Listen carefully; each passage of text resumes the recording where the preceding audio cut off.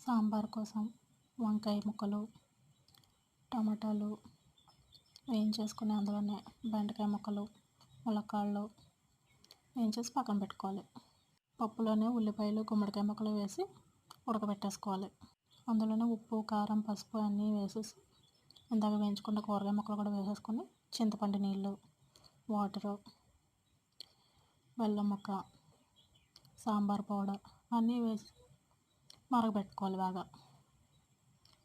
తర్వాత పోపు వేసుకోవాలి. ఎండుమిర్చి, వెల్లుల్లి, ఆవాలతోటి ఇంగువ వేసి పోపు పెట్టుకుంటే బాగుంటుంది. అయిపోయింది, రెడీ అయిపోయింది.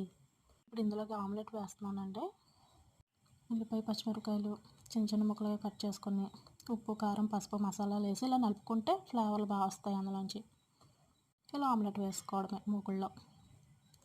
అయిపోయింది, అంతే. వేడివేడిగా సాంబార్ వేసుకొని ఆమ్లెట్తో నంచుకొని తింటే భలే ఉంటుంది.